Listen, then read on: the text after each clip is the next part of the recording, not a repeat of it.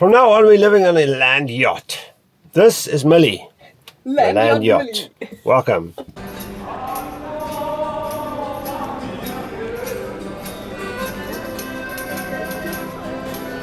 It's quite hefty. You need two hands to hold this thing. Oh dear. Fancy meeting you here. Hey, there's a map. Now we here, apparently. This is all the old town. Houston, we have a problem. I did take a motion sickness pause. So don't trust anything that comes out of my mouth. Eh?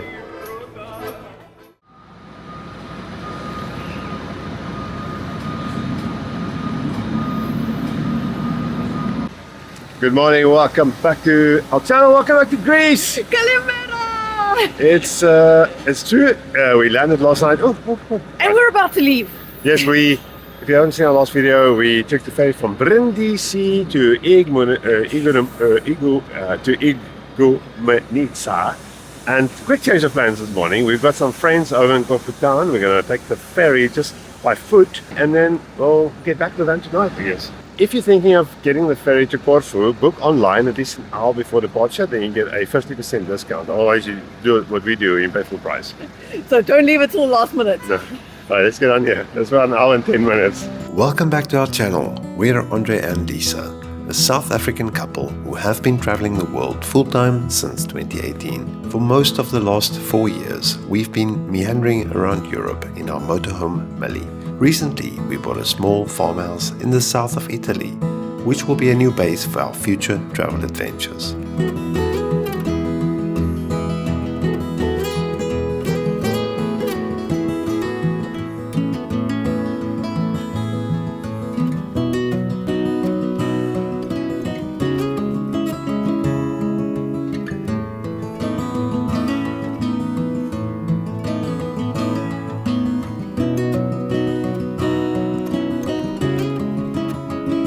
We are pulling into the port of Corfu town. A little bit chilly actually. I hate to say it, it's not a super hot day.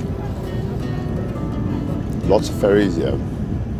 I feel incredibly unprepared for this because it was such a last minute. But first fun fact of the day is that Corfu, otherwise known as Kikira, was the one part of Greece that was never under Ottoman rule. It was under Venetian, French and British rule, but never Ottoman rule. And that means that also the architecture here is very different to the rest of Greece. And I'm not sure how motorhome friendly it is because maybe we should actually bring Millie here. No, not this time. Next time, eh? I think next time you do only like You just come to Corfu and maybe or something. Lefkada, yeah. But this is a very nice first little taste of Greece. There's a motorhome. There's a old town up there. Fort, we're going to try and go to there later.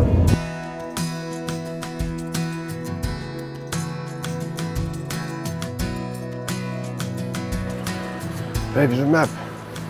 There's a map. Where are we? Came from there. Now we're here apparently, and this is all the old town area. And then this is this Pianada, we just go there. Pianada. Oh, there's Corfu's Easter. So it's really popular to come here in Easter and experience them throwing clay pots off the balcony. We decided that wasn't a good idea. Sounds like quite crazy. It sounded dangerous and really busy. Saw videos of it, it's amazing.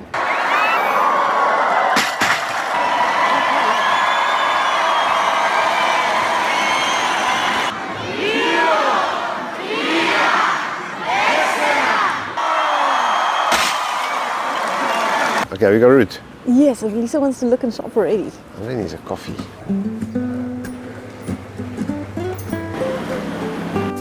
Well, it's something completely undeniable that people are actually still living here when you see washing spun across the road like this. Let's go grab a coffee. Corfu Hotel looks really interesting. Okay, you got a coffee, now you can wake up. Thank you. I think it's quite early morning actually. And this will do the trick. Oh my word. One bugazza?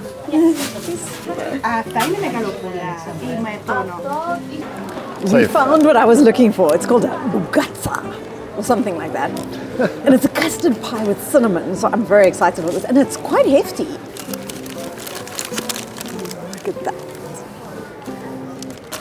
it looks so good. The pastry is crispy.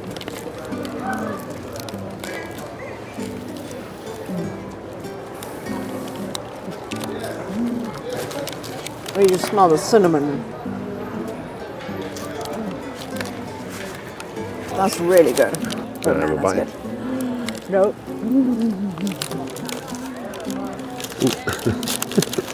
Oh, it's quite hefty. You need 2 hands to hold this thing. It really is. Really nice. Now it reminds me of. No. It's like Portuguese tartlets. Yes, because the pastry is so flaky. Oh, that's good. We don't have to eat the whole thing.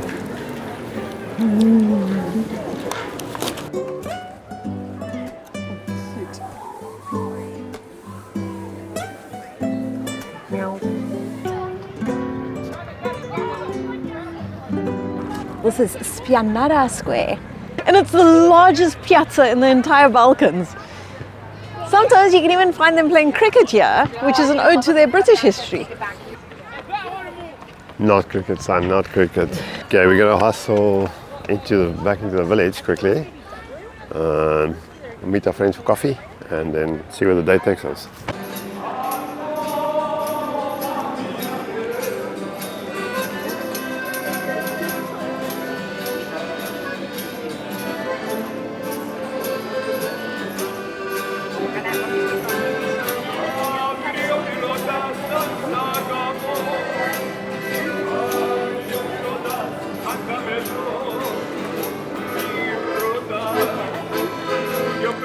Okay, we found our friends Patrick and Candice. We'll introduce you to them in a moment. Now these guys have been living on this yacht, self-converted electric sailing yacht, for a couple of years now. We've been hoping to meet up with them here. It's a brilliant opportunity, but we're going to check out their boat and hopefully have a good time sailing across the bay. It's so cute, it's so quiet. Oh dear. Fancy meeting you here. Yo, Yo, this is for curious. I'll put my deck shoes In the on. middle. Whoa. 1, 2, slowly.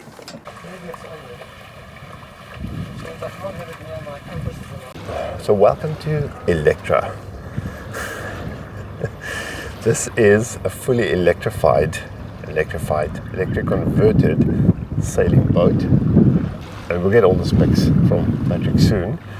But he's still got his original mast with sails, which can be used. But he's added a few solar panels, which became his main source of energy. Initially, wasn't sure if this is going to work, but it's been working great. But we're going to have a quick chat about what these guys have been up to. Hello. This boat comes with a little doggy.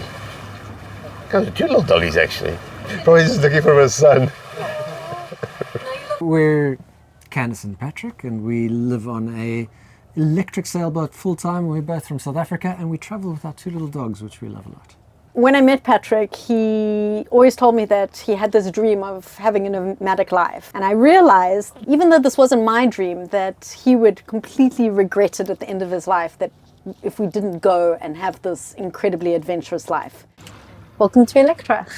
This is Patrick's this is where he pilots the entire boat. And he has created this whole thing himself because we're completely electric.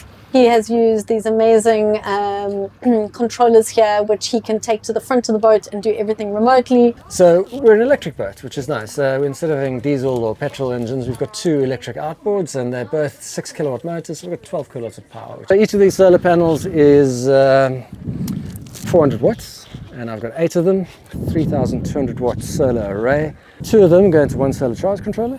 So I've got 4 solar charge controllers, 8 panels, 2 motors, and 1 battery. Nice. And that's basically it. You make it sound so simple though. It is, it's like Lego. Like I couldn't service a diesel engine.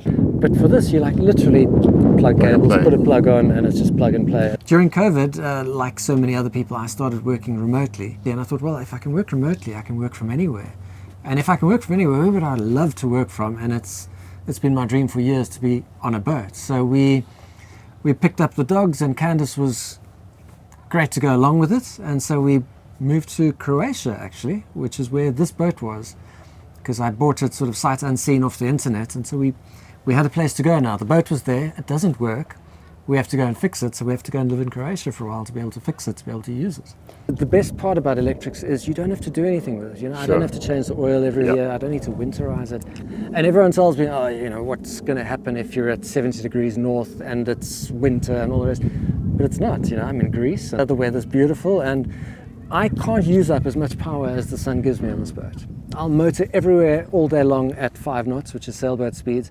And by the time my anchor's down, the battery's full again. We had this dream of what we wanted, and we realized that we actually, that none of that actually mattered. That we wanted the experience of it, not, you know, the most luxurious boat or like the perfect setting to do it, and or the perfect time. You know, there's never a perfect time. It's just go cheap and go now. I think sailing is going to go like horse riding. People do it because they want to sail. But it's not going to be a way people get around anymore, because if you've got solar panels, you just put the throttles on and you go. It's really easy and cheaper. For a long time I flacked because this is not a natural lifestyle for me. I was really happy in my Joburg home, and I loved our lifestyle, but there were many moments. There was especially a huge moment when we first arrived on the boat, and I was completely shocked at the state of it. And I thought I'd made a huge mistake, and I wanted to run away. Yeah, I thought we made a huge mistake for quite a while on that boat as well, when the things that were wrong just kept piling up. Yeah.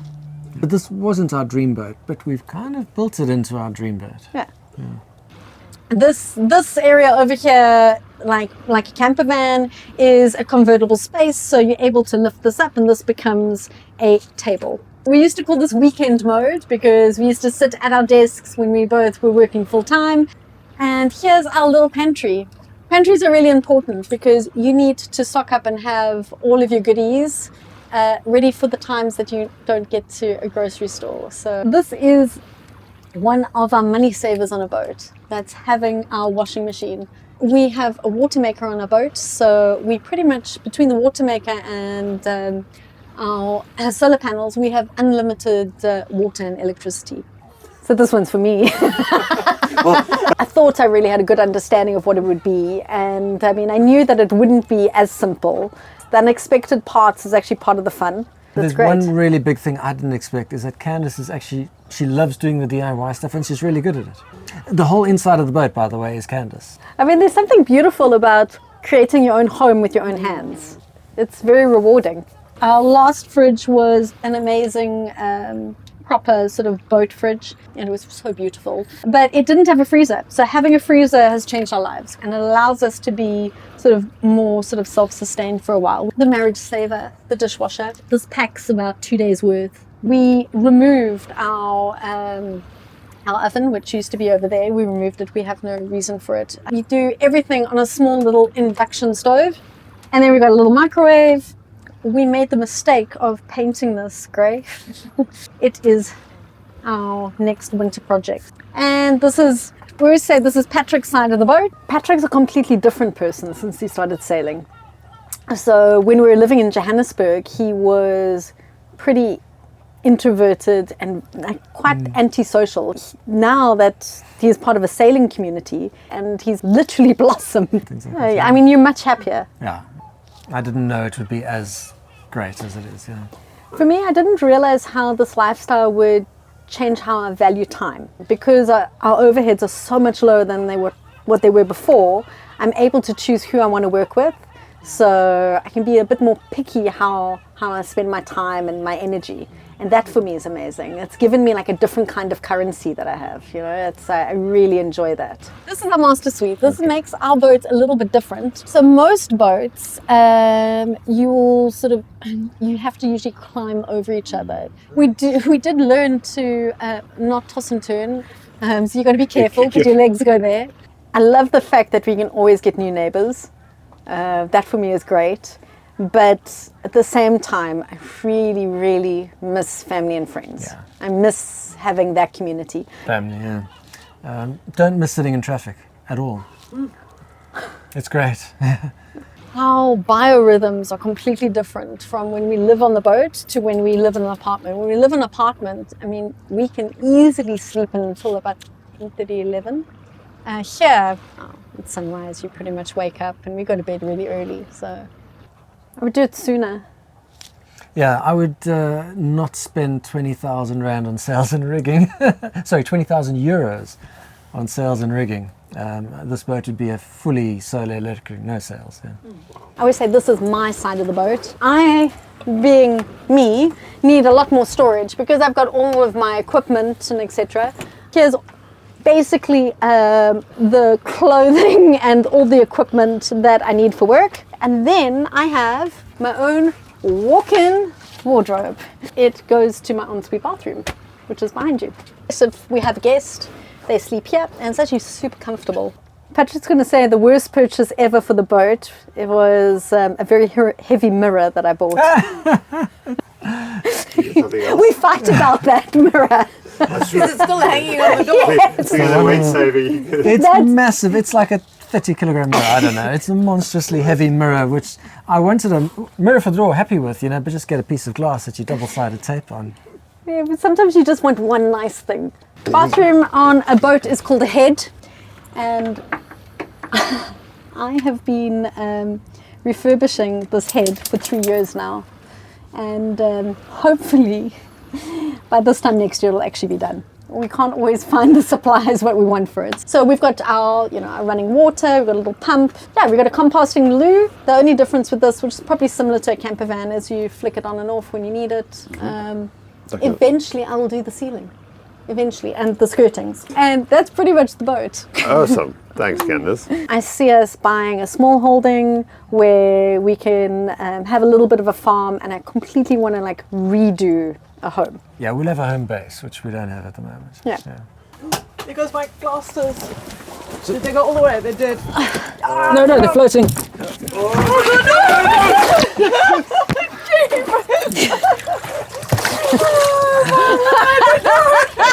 Oh, thank you, cool. What about not being a water guy? Wow, thank you. All right. Shall we wrap this? No, I think I think we're done. That's a wrap. That's a wrap.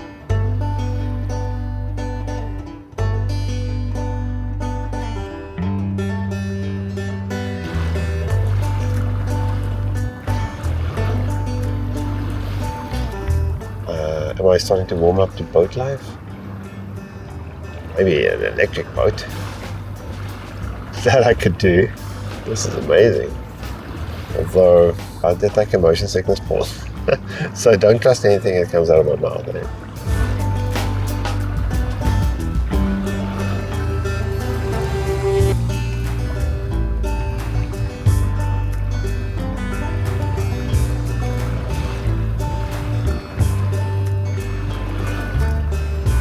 Quick walk through the fort here, saying goodbye to Patrick and Candice, and we're going to make a run for Ferry. But our very short visit to Corfu town has actually been nice, unsatisfying, because we don't see a lot of the town. I know, I definitely feel like we need to spend more time on this island, and it's got a lot of appeal to me. Still not sure whether it would be best to come back on foot again or with Millie, but we'll have to see. Shall we go? Ferry, let's go back to Ferry.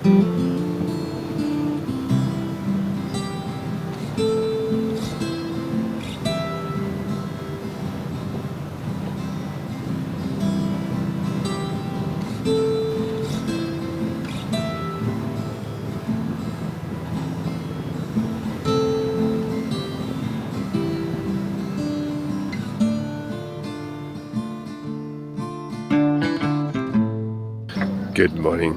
Welcome back to Igoumenitsa. And as you can see, we overnighted in a very exotic parking lot. It was actually super quiet last night. This morning early, as you can expect, people come to park. But it was very convenient. We came back from Corfu quite late last night. But I think we're going to take a little walk here along the boardwalk and foreshore of Igoumenitsa. It seems like it's a city that doesn't get a lot of love and mostly serve as sort of a hub for transport. As it's a major port city, there's also the A2 motorway starts or finish here, That means it's the straightest route to Turkey and to the rest of Greece. That's with Pringles, sweet, and apple pie. Yes, this is with feta, burrata. We just walked past this place, it's slightly off the main road, and we saw people eating some pastry things, traditional breakfast, so we had to make a quick stop. This is an educational stop, you see, because already early in the morning we've learned something. Yesterday we had a bogatsa, which was filled with custard or cream, and I thought that was that specific thing's name, but actually bogatsa is anything covered in pastry. So this is bogatsa tiri, or you can say bogatsa feta, and then the spinacopita is actually also a bogatsa with spinach. Lots of bogatsas. I decided to try the traditional Greek coffee. Interesting, you made it, how you made it. Yeah, very nice attention to detail. And in my opinion, anything with pastry for breakfast is a good thing.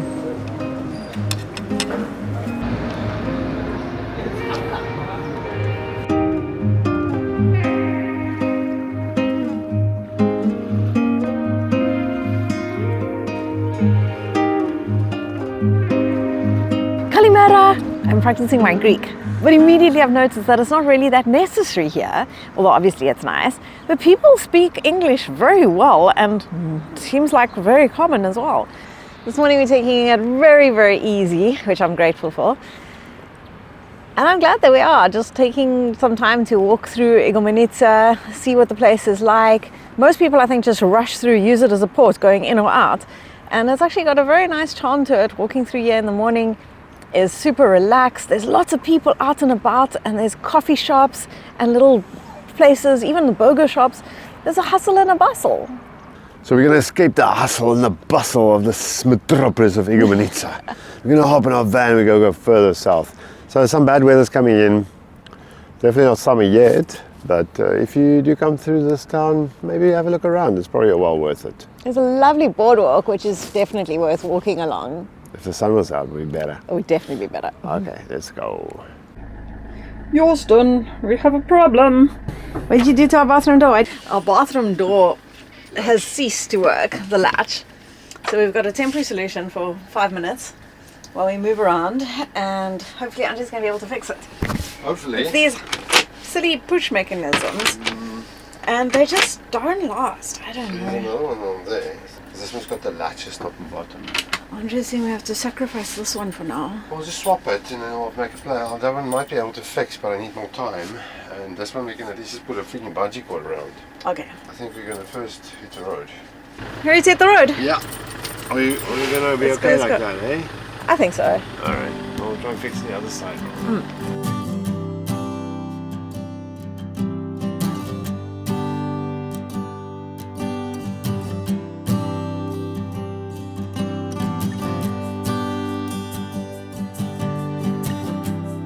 Quick water stop. Our first water stop in Greece. And it seems like water is really not a problem in Greece. If you look at the number of stops that there are highlighted on Park for Night, it's always good to know that you're full. Then I can have a longer shower. We thought we'll probably fill up as well, but I stopped and asked the guy in the shop, and he had absolutely no problem with us filling up with water without the need to put in fuel. But we shouldn't just take it for granted. A nice little sign, and I presume that means it's drinkable too. No, I can't say. We do filter all our water, but we're pretty happy to just drink the water that comes out of taps, provided it smells and looks good. And while we fill up, we learn a little bit more Greek. Water is nero. Nero.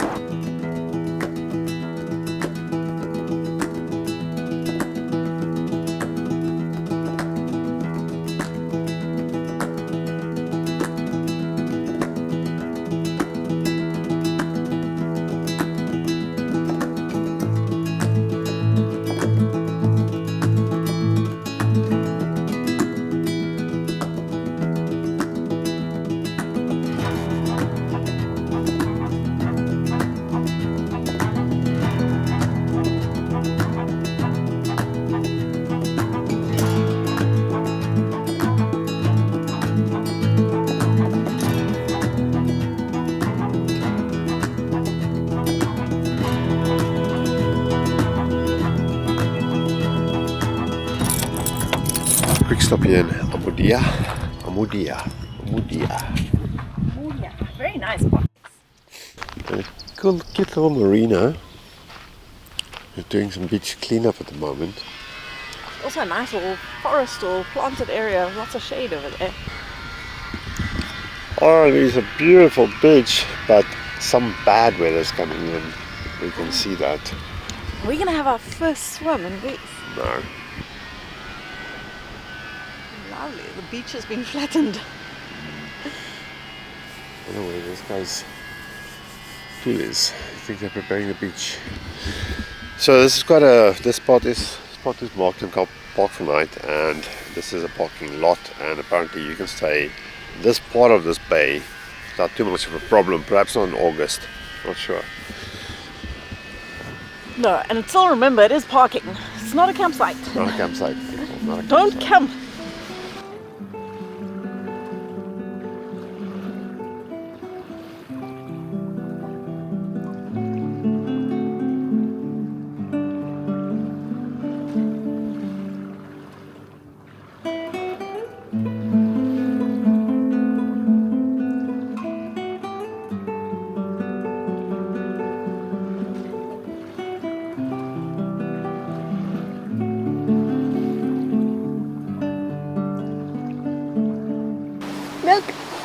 Look, there's Millie. You gotta look close. You gotta look. It's there somewhere in the distance. Beautiful little bay here. I think all these yachts are coming in here to shelter from the wind that's forecast tomorrow. But right now it's actually really pretty. Not super hot, but pleasant enough. So we're gonna stay here tonight. See how that goes. Tomorrow morning we're going to go for a swim over there. Let's peek into the water here. Yeah. I'm not going down there. Okay, I'm gonna go down there. There's like loads of fish here. There's quite a big guy. Whoa.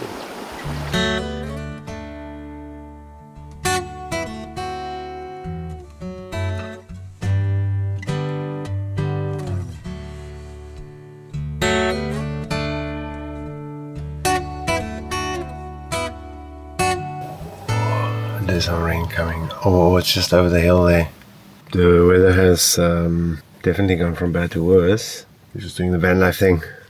It's been a while. Just watching these yachts out in the bay. It's a little bit far to see. Can I try and zoom in to show you through by the sand, yeah.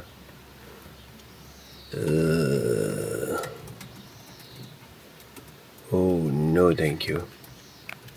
What's the difference between people who live in yachts, on boats, and people who travel by motorhome?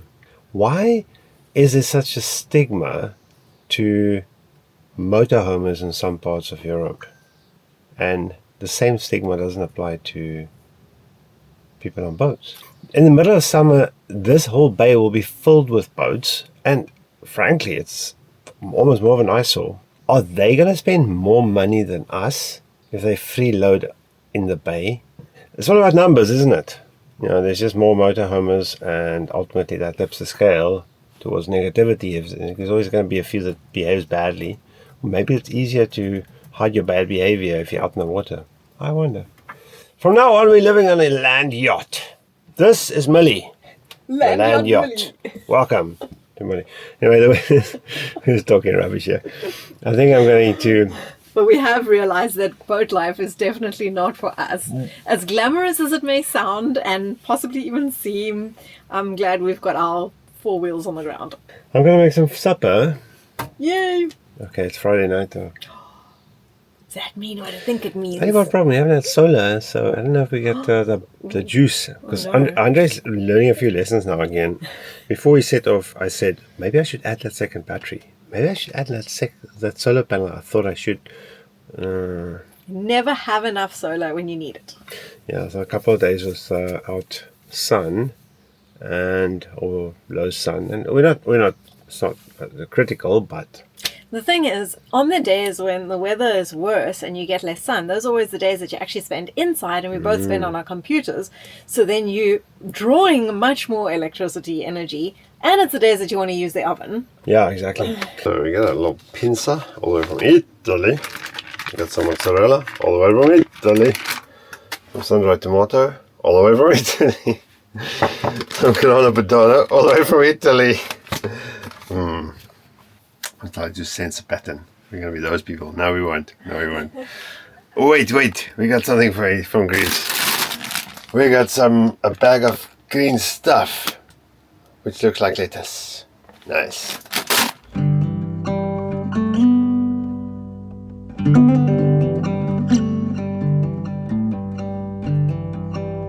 Did you put your fingers in my salad? Oops. Alright, oh, where's my little glass? My baby glass. Where's your baby glass? A little bit of Italian wine. We've had a bad experience in the past. This weekend, I think we'll go find some Greek wine. We've had some tips. Yeah, we've been told you should stick to beer. No, yeah, just joking. We'll try a few options. Maybe we'll wake up here tomorrow and see what it looks like. Or maybe we'll still go for some. Okay, say goodnight and we'll see how it goes. Either way, see you next time. I can either say Kalispera, or I learned yesterday, at this time of the night we can already say Kalinicht. Oh man, I forgot already. That sounds like a German person joked with you. Okay, Kalispera. Good night. I think that one's right. Don't look too bad for campaign pizza. Lovely. Buon appetito. What do the Greeks say before they eat? Good question. So this little oven that we're still using in our camper, we put in at the very beginning, and I think the only thing that's actually cooked is pizza. Anyway, good night. See you next time.